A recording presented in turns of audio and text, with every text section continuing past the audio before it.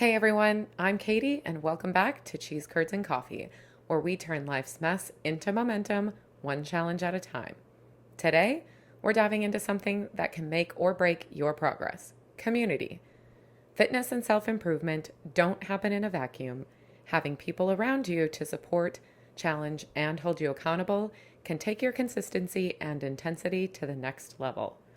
We're going to share personal stories, struggles, and wins about how surrounding yourself with the right people can help you show up, push harder, and achieve more than you ever thought possible.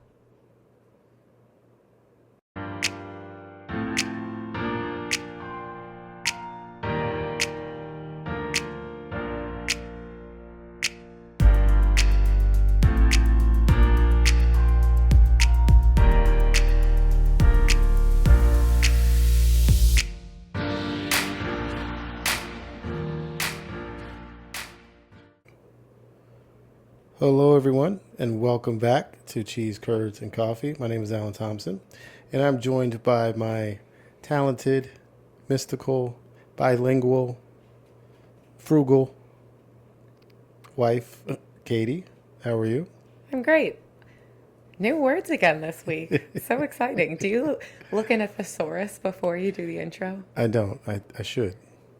Can't wait to come see what we've got next week.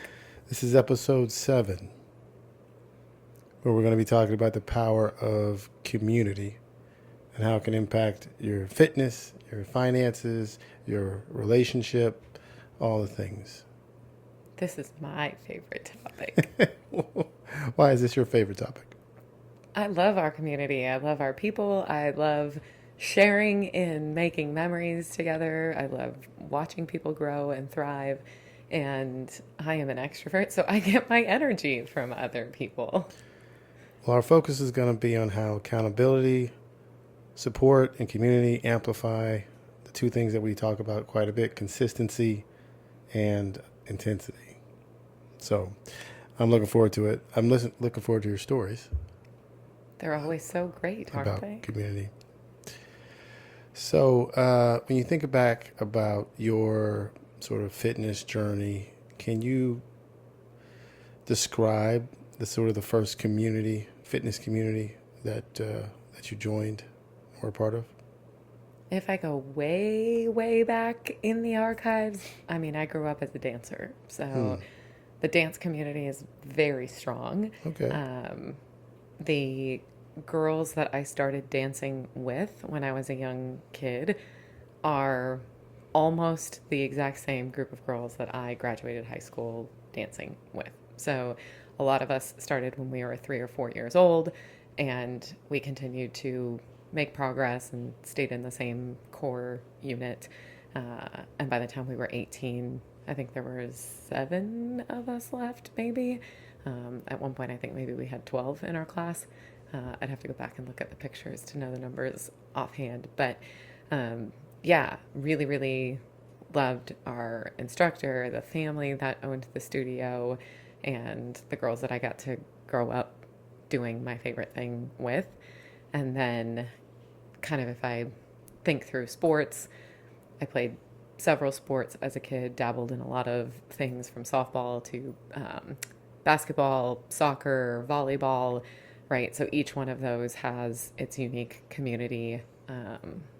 You rally with your teammates, you kind of go through some highs and lows depending on where you are, how competitive you are. I played a lot of them when I was a little kid, so it was more about like, can we get to the snack time after the soccer game and sit down and eat our orange slices together and Yeah. laugh about, the fact that we had no idea what we were doing out on the soccer field as a bunch of 5-year-old kids. But then going, into high school, sports, dance team, that sort of thing, a lot more competitive. Um, and then, looking at my adult version of what did fitness look like um, post dance and like organized team sports, I really didn't have a community. And if you look at my history of when, I kind of fall off the rails, it's when I'm not surrounded by positive, like minded people that are all kind of working towards these same fitness goals. Um, Being at an LA Fitness or a 24-hour fitness or a YMCA, I did not have that camaraderie. I didn't have that, commitment, dedication. Nobody was checking on me. I'd venture to say nobody even knew my name. Probably Sure. not even the instructors if I was going to a group fitness class. So whether I showed up or not, no one cared, which is wildly different than like if you're in a dance class and you're prepping for a show. Like if you don't show up, that's a pretty major problem. It's really hard to finish choreography and staging and blocking where everybody needs to be, and um, paths of travel if you're moving from one formation to another on a organized sports team, right? You don't show up for practice, probably not going to play in the games. Um, None of Yeah. that existed when I tried to go up myself. And then I meet Alan, and he introduces me to this thing called CrossFit. Yeah, yeah. Before we get there, though, I mean, you touched on, not to interrupt, I'm sorry, but you touched on something really important. I think we should drill in on, and that was it's hard to have community as an adult. I mean, I remember I see these stories and you read about how like it's a lot easier when you're a kid because there's these social constructs that force you, uh, to have a community around you, whether you pick a after school activity or you're in dance like you were. I was in the band, and so you're sort of based on similar interest, you know, forced to meet people with similar interests. And then like become an adult, it's like, yo, like completely different. Like you got to find it on your own. It's a lot harder to find, especially when you move from your hometown, like both of us did. Oh, for sure. I remember when I moved to Chicago, I was so excited when I found this great Latin ballroom dance studio. And it was a lot more street style dancing than like ironing board style ballroom dancing. Hmm. Um, and I really became friendly with some of the other people that were in these classes that I would go to, and it was sort of structured. They had classes on certain nights, and the same class kind of went through a couple week cycle, so you tended to see the same people. But there was probably three or four folks that I got to be a little bit more friendly with, and two of the other girls and I joined a sand volleyball, beach volleyball club team, and took our kind of passion and hobby of dancing, and then also realized that like, hey, we kind of also like to play sports together, and we did that for the last summer right before I moved to Orlando. It was really fun, Yeah. but it took me, I don't know, 6 years to Sure. find somebody to play volleyball with. Yeah. So before I interrupted, you were talking about me, and I guess you were going into our introduction or your introduction to CrossFit community. Yeah, it's funny that we talk about this as the CrossFit community, because if you talk to certain people in the space or some people outside of the CrossFit space, it has this stigma and this conception that it is a cult. And I remember thinking of it as a cult in a negative way You did? I didn't before know I was convinced to go try it that. for the first time. You never told me that. Did But you it's tell me fun. that?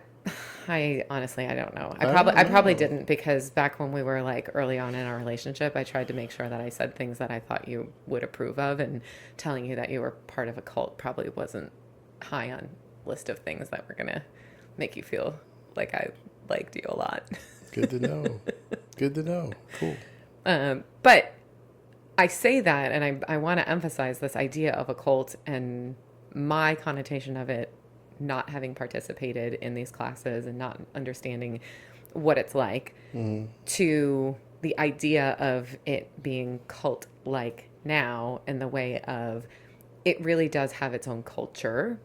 And I think it's okay. And I don't, now being part of this community, I don't see that term as a negative that people may think it is cult like, because of the positive results that come and all of the brilliant things that it can do for you beyond just your physical well-being, and creating a healthier version of you.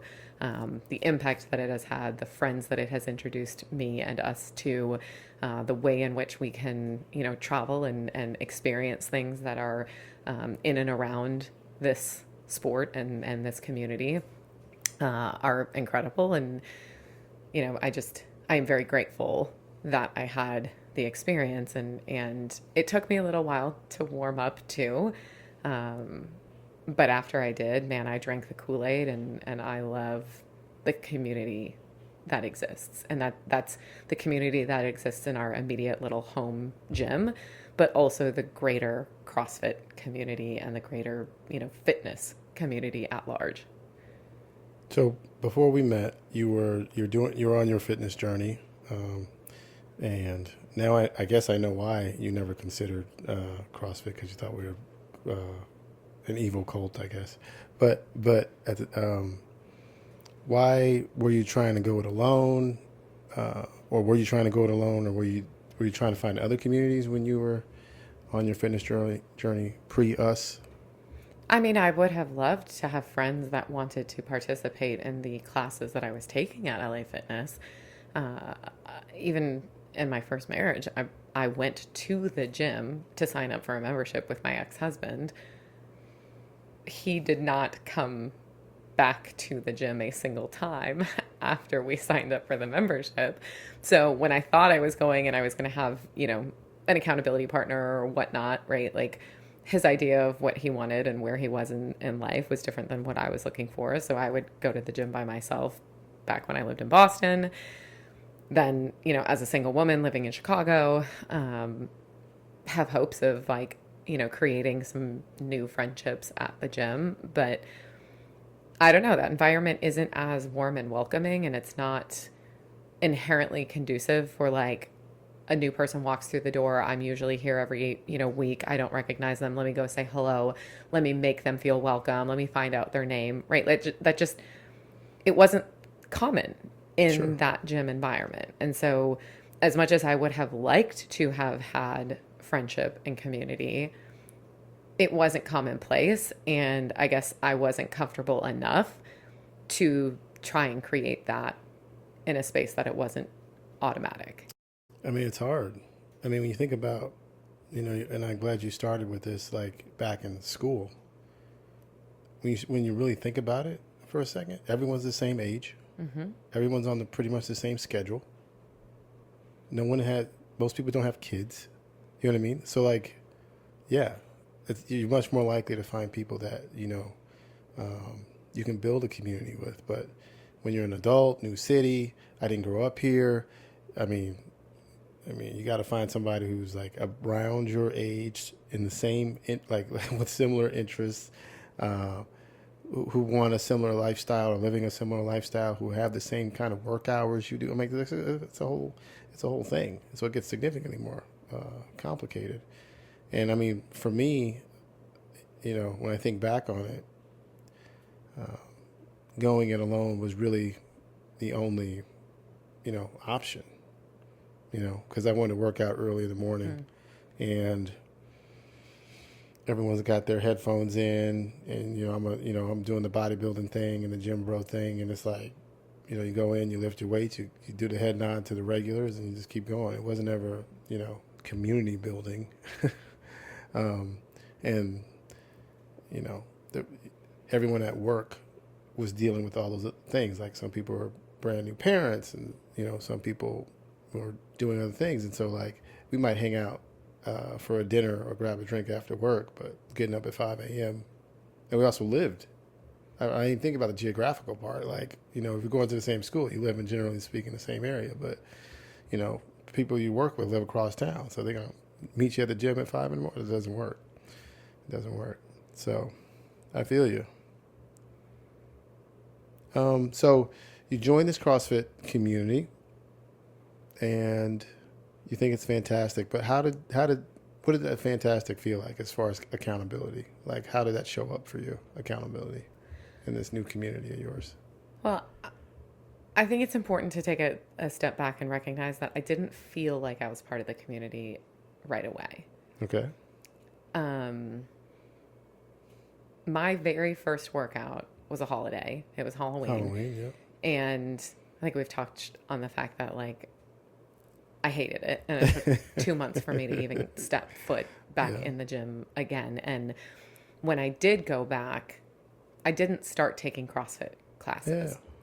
So I only went to these two like boot campy style classes on, I don't know, Tuesday and Thursday evenings or whatever it was, 2 nights a week. Um, so I didn't really feel like I was being accepted into this greater CrossFit space, right? Because I wasn't doing CrossFit and I wasn't good enough to do CrossFit yet. I needed to get stronger or get fitter and work on all of these things, which I know we say it all the time. Like, that's not actually real. You don't have to be at a certain fitness level to join a CrossFit gym and to do CrossFit. But I bought into that stigma and I had major self confidence issues. I was very insecure and I really wanted to impress Alan. So I was trying my damnedest to do the things that I could do. And in doing that and in coming to, these more regular classes, I would see this similar people. And then on Saturday mornings when I would go into CrossFit, some of those people that were at the Tuesday, Thursday classes were also there on Saturday mornings. And so then I slowly started to get the like hellos and, hey, we'll see you guys next week or have a good weekend as we're heading out the door, that sort of thing.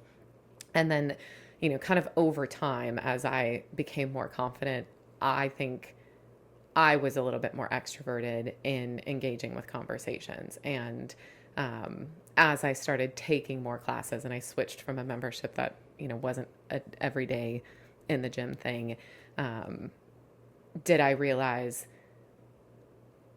everything that I thought to be true about this community, that they're going to watch me and they're going to laugh at me, and that I considered it public humiliation or shame, that there's this thing called a leaderboard, and that the coaches would publish either the time that we finished the workout or how many rounds or how many reps we got through of a certain thing.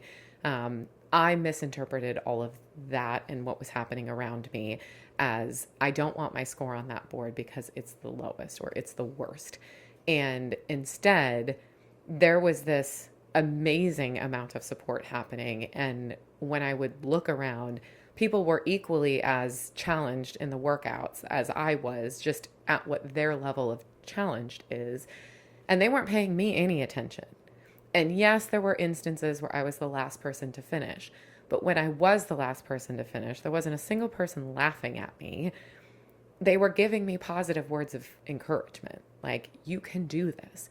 You've got it. Like, you're almost done. Finish strong.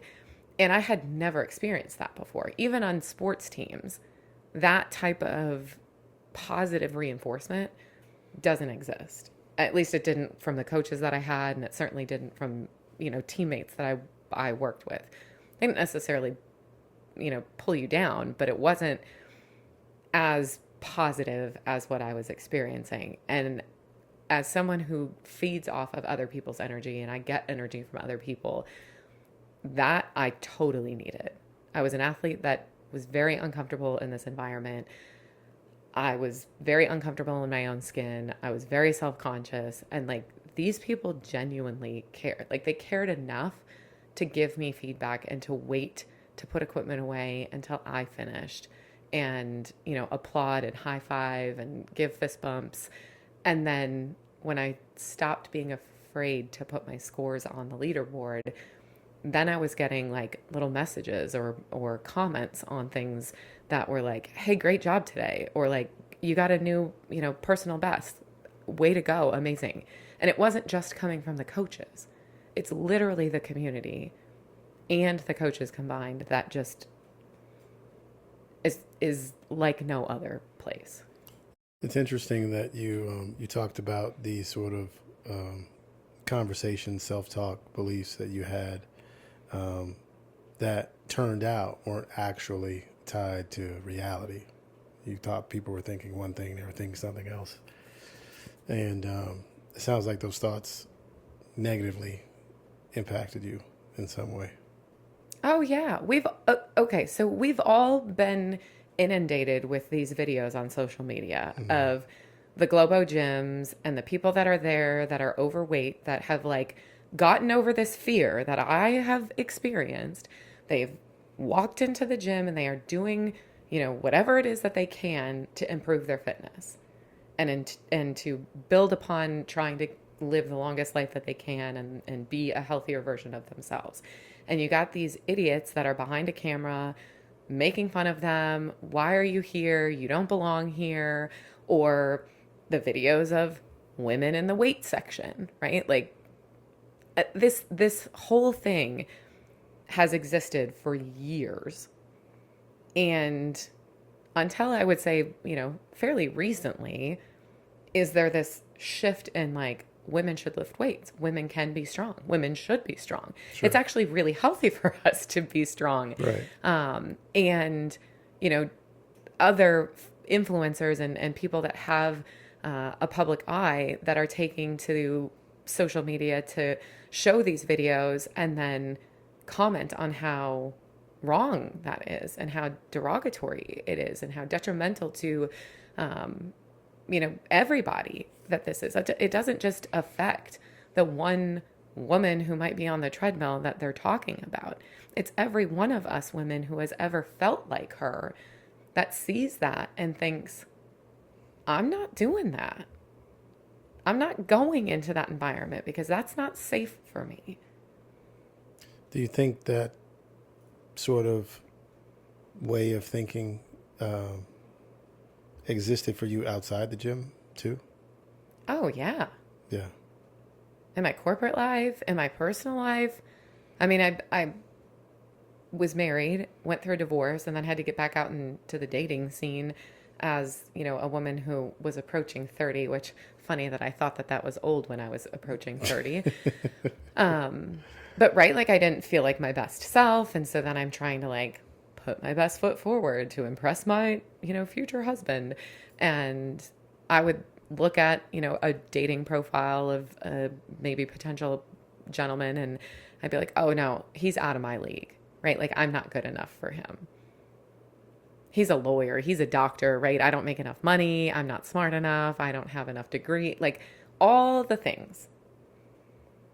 Meanwhile, my filter on, my future partner was not, you have to have this degree, you have to have this much money on your, bank account, you have to be making X figure. Like none of those were must-haves for the man that I was going to welcome into my life. But for whatever reason, on the contrary, I would look at it as I needed all of those things to say yes to somebody.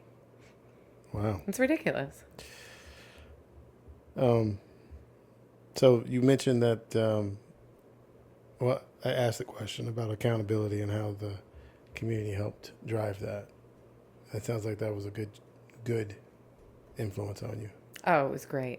It is partially why I moved from working out 3 days a week to working out 6 days a week. At the time, the gym that we were at was only open 6 days a week. Yeah.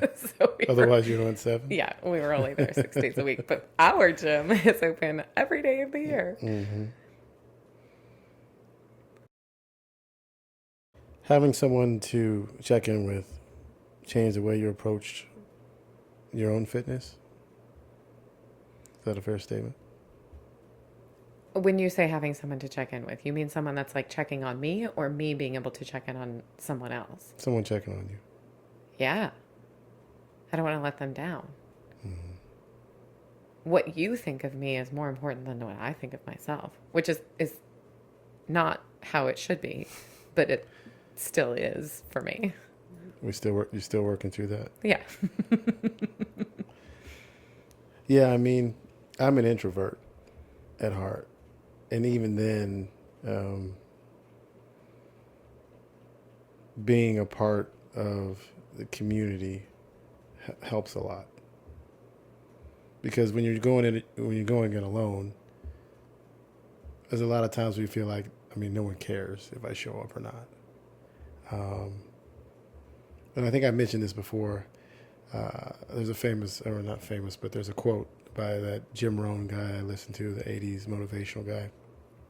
And he talks about most people are smart enough to achieve their goals, but they don't have enough reasons to do it. And in this particular case, I think he was talking about financial goals at the time, but in this particular case, about fitness goals, you need a lot of reasons when it's 4 o'clock, 5 o'clock in the morning, and it's cold outside, and you got to convince yourself to go to the gym. There's a lot of, for me anyway, I need my list of reasons already like checklisted out. So I'm saying, all right, and sometimes I get down to reason number 6, which is, I want to go see my friends, or Sam is going to give me grief, or because it's a part of our lifestyle. It's like, I don't want to let Katie down. She's really excited about this workout. I guess we'll go do it, even though I don't 100% not excited about doing a particular workout. So having accountability having a community that drives accountability makes it so much easier to hit those goals, at least for me. I think too, and maybe you experience this even more than I do because I'm very active in our classes, but seeing the community environment and the way in which the members embrace one another is also motivating, because it's not, again, it's not just the coach to athlete relationship that is so important. The people that are in the classes as members and participating are just as connected and committed and excited for progress. And watching that interaction as a coach and as the gym owner is like, gives me goosebumps. I love seeing the celebrations that happen and the connections that people get to make because they've walked through the door. And if it happens to be fitness related, like, great. If these are your goals that you're, checking on boxes for, amazing. But there's so many things that happen inside the community that, like, you didn't even expect, that go way beyond how much weight was on your barbell or how fast did you run your mile. I love the fact that, or how much care that you put into the community that that we're a part of at Mousetrap. I love even more, like, you and Stacy and Doug will, all the coaches really will, if they haven't seen someone in a while, they'll reach out and you'll be like, hey, just checking in, see how you're doing. And I guess, the cynical people who hear that might think like, oh, it's because you want that member to stay a member. But it's really because you believe that this staying active is like the best thing you can do for your health, the best thing you can do for your life, and best thing you can do for your finances, and best thing you can do for just getting better. And I know Stacy believes that. I know all the other coaches. It's like you built this coaching team of people who have similar thoughts and beliefs, right? But you're going to pick up the phone, you're going to call somebody and say, hey, we haven't seen you. We'll make sure you're okay. And we want to make sure you come in here because it's good for you. It's funny. I just recently had this conversation with one of our coaches' husbands. Mike was saying something because we were talking. I can't even remember which member we were talking about, but we were talking about, as a member, he wanted to know, where has so-and-so been? And they were either traveling or coming back off of a membership hold for something. Anyway, they were on their way back, very soon. And I had said it was really cool that they, thought of that and had asked how they were. And we laughed about the fact that the Globo gyms love when people come in to sign up for their gym memberships and then don't walk through the door because it's less wear and tear on equipment. It's less toilet paper. Yeah, exactly. Like the actual cost of overhead Yeah. to maintain the volume of membership signups that they have is dependent upon people that don't show up. Sure. So they are not interested in calling you if you have not come in and, helping you out with a membership pause because, maybe you're having a little bit of financial trouble at this moment, Or you're or you're traveling. You're traveling, not using or it. Yeah. yeah, you coming back from a surgery and you're on bed rest, like whatever the thing is, but wildly different in Yeah. our community. And I'd like to think that that's not just unique to Mousetrap Fitness and our coaching team. What I know of the CrossFit community and the CrossFit culture suggests that that would be true in all gyms, but we aren't part of all gyms. So I don't Yeah. know how every other coaching staff and leadership, comes from. But I really, truly do think, I think our members ask because they know that we care. And I love that not just the coaches notice, but our members notice when their friends aren't there. Yeah. Yeah. Is there a story that jumps to mind where community really made a difference in your personal growth? And it could be a story from when you were a member at a gym, or even now as you are responsible for leading and growing and sort of setting a direction for this community.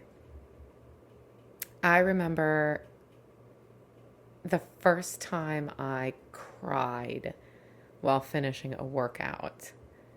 I cried not really because I was proud that I did it, which I was proud that I did the work. I think it was a 4th of July workout, maybe. It was a hero WOD, and I had partnered up with somebody.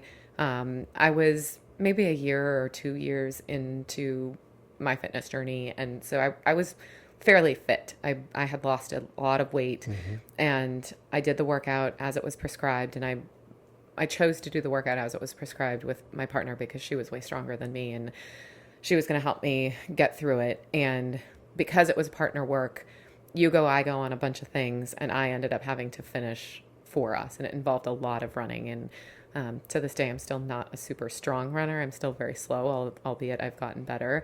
And it took us longer than every other team to finish this workout. But she, in particular, was like the kindest and most patient partner for me, because she kept giving me the positive encouragement that I was gonna be able to get through it, even when I thought I couldn't. And I really appreciated that in her, because I always got that from Alan, but I didn't always have a partner that was, you know, from the community that I heard that type of encouragement from. Anyway, her name's Erica. If she's listening to this, Erica, you probably didn't even know that you impacted me that way. But that day, when I came back in from the run, another person was there that day. His name is Ryan Singley. He is now a member at our current gym. He knew that I was still out on that run on the very end, and he came out and ran with me. I'm going to cry thinking about it. That's kind of funny. It started to rain, and he came out to run, like, I don't know, it was an 800-meter run or something Yeah. to finish the workout. And when I came in, the entire gym was waiting at the bay door, clapping as I walked through. And I had been a member at this gym, and I had worked out with these people for so long, and I consider so many of them friends. But for whatever reason, that workout was really hard, and it took a lot to get through, and everyone waited for me. And I lost it. Clearly, I'm losing it like 9 years later, however long it's been. When you That, go ahead. when you think about it, what about it makes you cry or emotional? Like, Because people love and care so deeply for your success, and your ability to do hard things and show yourself that you can do it and actually finish is remarkable. And you don't have that everywhere else. yeah. I mean, what do you think happens to you over time, or what happened to you over time if you are continually reminded over and over and over again that you can do hard things. You accomplish so much more. You take bigger risks. Mm. You know, go for challenges or say yes to things that you wouldn't have said yes to before. I mean, I always thought of myself as a confident person. Mm-hmm. I don't actually think I was until, I don't know, I stepped into this era. It's your confidence era now? I guess. I Well, love and, that. and this era has been like ongoing since Yeah, like yeah. Fitness Katie emerged. All But right. yeah, I thought people think it's scary to get up on front of a stage I and agree. act or dance or deliver a speech or whatever, right? And that stage might be a classroom that you have to provide a speech to your classmates or whatever. I've never struggled with stage fright. So I guess that's what I thought confidence was. Yeah. But no, it's totally different. It's being okay, being uncomfortable, and it's giving yourself the space to try and learn and fail and change and grow. I love it. It's okay to be a little messy. Yeah. Messy Bessie, that used to be my nickname. I haven't thought of that in years. Oh my gosh. Shifting gears a little bit, if you had to, I mean, like I mentioned before, you've built Mousetrap community and sort of in your, I don't say image, but your direction, your thought process, your color palette. What advice would you give to someone who wants to build accountability or community in their fitness journey? Start small. Don't think that you have to change everything or do everything overnight. And just find a partner. It doesn't, right? Like, you don't have to go out and just find a massive group right away. Who's one person that you can sync up with and have an accountability partner and kind of go through the conversations that you want to have or do the things together that you want to do. And then try to grow from there, right? Invite new people. Don't be afraid to invite new people. Hindsight, if I was the confident Katie in this era back at LA Fitness in a Zumba class, I probably would have walked in and said hello to every single person in there. Like, hey, I'm Katie. I've never been here before. Do you guys come here all the time? Oh, cool. Like, so the teacher's good, or you don't like the, like, this is a new teacher. Like, I don't know, have any type of conversation. But instead I would go in, I would put my bag down, I would stay quiet, I'd stretch by myself because no one else was talking to anybody else. But culturally, it is so normal to walk into Mousetrap Fitness and see a new face, like, hey, are you dropping in? Oh, you're a new member. Awesome. Where are you from? How'd you find us? Oh, you're dropping in from Scotland? That's incredible. What are you here for? Yeah. I know when we met, we were in a lot of ways very different. I went to work, I worked out, didn't really have a social life. I was dating purposefully at the time, but you had built a friend network, a community here in Orlando. A lot through work. I mean, that's what salespeople do. They build networks and whatnot. How do you make sure that the community you're building is a healthy and supportive one, as opposed to building one that isn't? It's a great question. Yeah. A lot of my former community was a little bit more toxic. Yeah. But it's interesting because I look at some of the relationships that I had, some of the friendships that I had, both with people from work and just purely social life. And as we've all gotten older and wiser and more mature and settled into, different phases of life, a lot of us have started making much healthier lifestyle choices, drinking less, partying less, focusing more on sleep, right? Like, we're not out on a Tuesday night until 3 o'clock in the morning. So, I think for me, I didn't have a solid foundation of what my vision, what did I want my life to look like, and then are the things that I'm doing helping me get to that? Mm. And when you and I sat down and discussed like what does our future look like? What are our long-term goals? Um, what is our 10-year plan? What does financial independence look like? When do we want to retire? Like all of that, you know, really made it easy to then identify like this is healthy or this is unhealthy. Now, I would be naive to say I didn't know that binge drinking Thursday nights, Friday nights, Saturday nights Mm-hmm. was not healthy.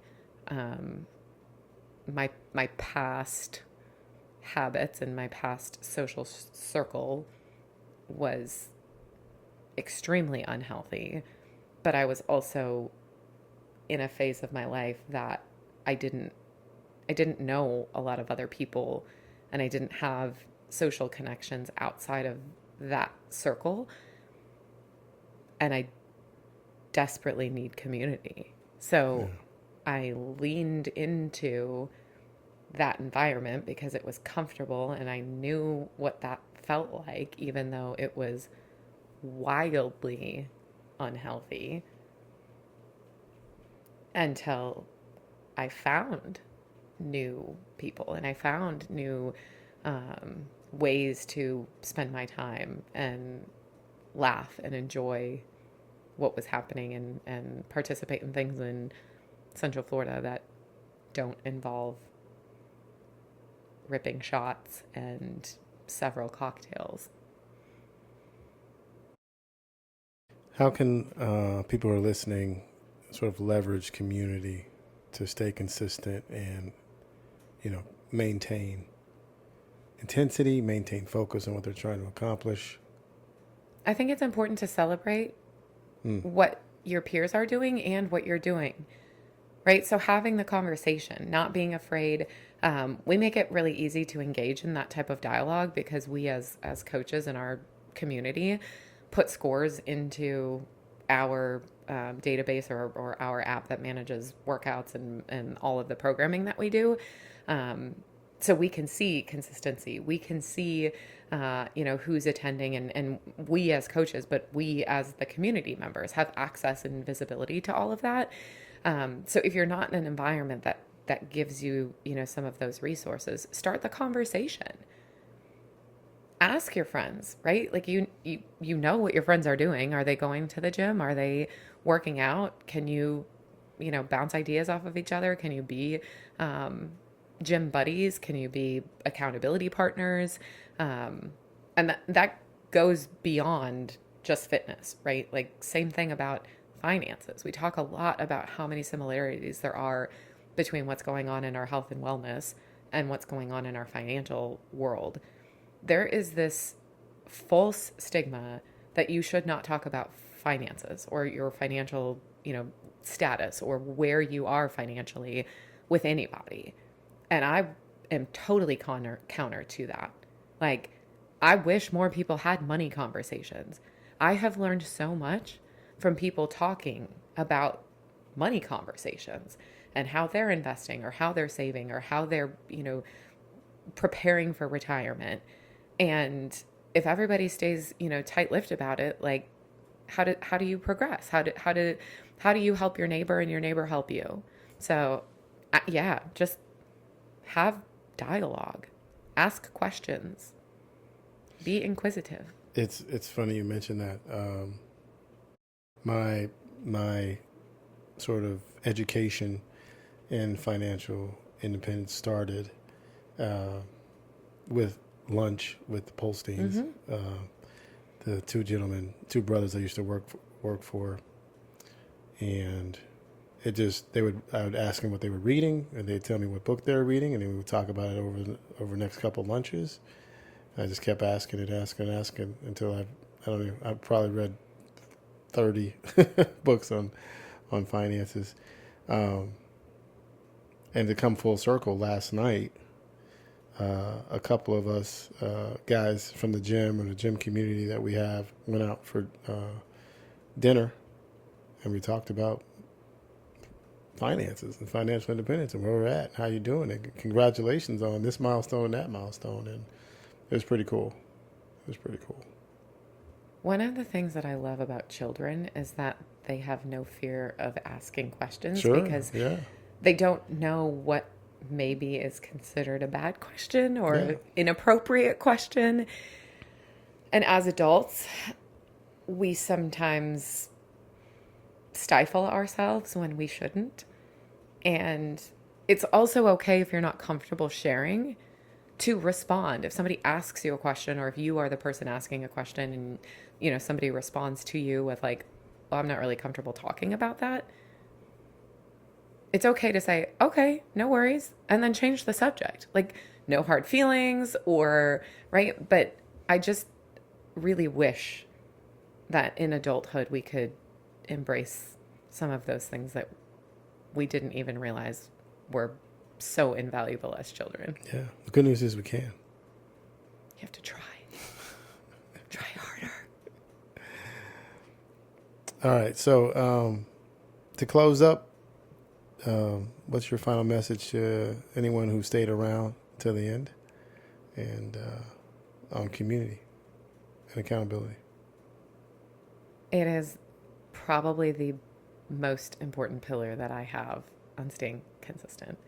And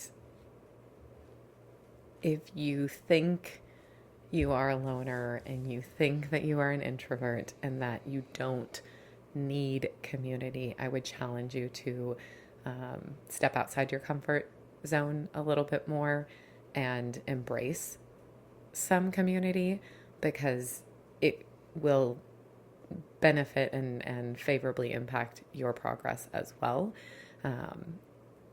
I know some of my stories tend to lean to, you know, a gym that I no longer go to. And a lot of this is like, this is my first experience with things. And so I really want to share what it felt like when it was raw and new.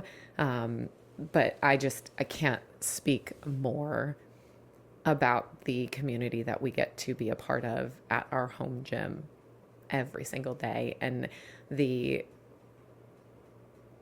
way in which my cup is filled and overflowing every day that I get to see new people and the same people. And yeah, it is the icing on the cake. I go find your people, or come to us and be with us and Come join. be part of this environment, because I want to continue to grow. I want to continue to meet new people and have all the feels and share in these moments and these experiences. For every tear that I've cried throughout the course of being an athlete in this community, I am just as excited when I see those tears of joy and satisfaction and pride in our members. Well, we might have to figure out a way for people to join us if they're not in Orlando. It's coming. It's coming. We have it. All right. Where can people find us? Follow us on Instagram at Cheese, Curds, and Coffee.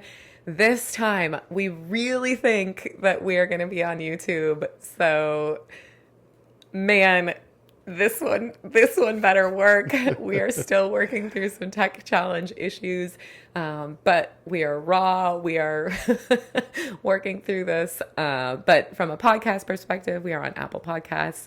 We are on Spotify. So just search Cheese, Curds, and Coffee and stay tuned for next week's episode. Thanks for listening. Have a great day, y'all.